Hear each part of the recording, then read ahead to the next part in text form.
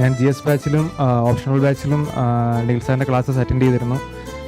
മിന്നു ചേച്ചി പറഞ്ഞ പോലെ പുറത്തുനിന്നൊരു ടഫ് ലുക്കാണെങ്കിലും സാറ് ശരിക്കും ഒരുപാട് ഹെൽപ്ഫുള്ളും അപ്രോച്ചബിളുമാണ്. അപ്പം അതിൻ്റെ ഒരു ആക്ച്വൽ പ്രൂഫ് തന്നെയാണ് ഈ വർഷം ജോഗ്രഫിക്ക് കിട്ടിയിരിക്കുന്ന റിസൾട്ട്.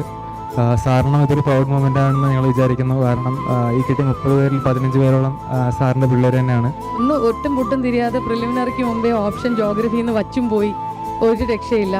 പെട്ടെന്നൊരു ദിവസം പ്രിലിമിനറി പാസ്സാവാനുള്ള സാഹചര്യം ഒത്തു വന്നു. എന്ത് ചെയ്യണമെന്ന് അറിയാതെ അമ്പരന്ന് നിന്ന് എൻ്റെ ഫ്രണ്ടിലോട്ട് വന്ന പേരാണ് നിഖിൽ സാർ. നിഖിൽ സാറിന് മനസ്സിലായി ഞാൻ മെയിൻസ് പാസ്സാവില്ല.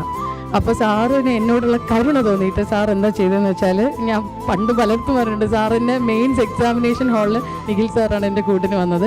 പക്ഷെ അന്നത്തോടെ എനിക്കൊരു ലേബൽ കിട്ടി, മിന്നുവാണ് നിഖിൽ സാറിൻ്റെ ഏറ്റവും ഫേവറേറ്റ് സ്റ്റുഡൻറ്റ്. അത് സാർ അംഗീകരിച്ചിട്ടില്ലെങ്കിലും ഞാൻ തന്നെ സ്വയം പറഞ്ഞു കിടന്ന ഒരു ടാഗ് ലൈനാണ്. അപ്പോൾ കാര്യം സാർ ഒരു കുട്ടീനെ എക്സാം എഴുതിക്കുക, അത് ഓപ്ഷണൽ എക്സാം എഴുതിക്കാൻ നിഖിൽ ലോഹിതാക്ഷൻ സാർ ഒരു കുട്ടിയുടെ കൂടെ വന്നു എന്നൊക്കെ പരക്കെ ഒരു സംസാരം നമ്മുടെ സർക്കിളിനകത്തുണ്ടായി. നിഖിൽ സാർ ഇവിടെ മനഃപൂർവ്വം ഈ കോമ്പയറിങ് ചെയ്തവരോട് എഴുതി കൊടുത്തില്ല, ഞാനാണ് all India topper in geography. അത് ആരെങ്കിലും എപ്പോഴെങ്കിലും പറയുമെന്ന് ഞാൻ പ്രതീക്ഷിച്ചു, ആരും പറഞ്ഞില്ല. അതുകൊണ്ട് ഞാൻ തന്നെ പറയുകയാണ്, അതിന് സാർ എനിക്ക് പ്രത്യേക സമ്മാനം തരുമെന്ന് ഞാൻ പ്രതീക്ഷിച്ചു. എന്നാലും പോട്ടെ, ഇനിയിപ്പോൾ വേറെ പറയുന്നില്ല. Okay, thank you so much.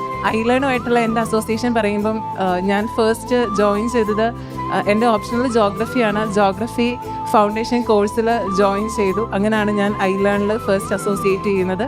അപ്പം ഈ 2 അറ്റംപ്റ്റിലും ഡൈസർ എൻ്റെ ഒരു കോൺസ്റ്റൻറ്റ് സപ്പോർട്ടായിരുന്നു. കാരണം ജോഗ്രഫി മോസ്റ്റ് ഓഫ് ദി ടൈംസും ടെസ്റ്റ് സീരീസ് പഠിച്ച് ഞാൻ ടെസ്റ്റിന് സിലബസ് ഒക്കെ പഠിച്ച് ഫിനിഷ് ആവില്ല. അപ്പം ഓൺ ദി ടൈമിൽ എനിക്ക് ടെസ്റ്റ് സീരീസ് ഒന്നും എഴുതാൻ പറ്റിയിരുന്നില്ല. പക്ഷേ അപ്പം ഞാൻ ഡൈസറിന് മെസ്സേജ് അയക്കും, സർ സബ്മിഷൻ്റെ ഡേറ്റ് കഴിഞ്ഞു, എങ്കിലും എൻ്റെ പേപ്പർ ഒന്ന് നോക്കി തരും. അപ്പം ഞാൻ അയച്ചു കൊടുത്ത് 2-3 ദിവസത്തിനുള്ളിൽ ഡൈസർ എപ്പോഴും കറക്റ്റ് ചെയ്ത് തരുമായിരുന്നു, പ്രോപ്പർ ഫീഡ്ബാക്ക് തരുമായിരുന്നു.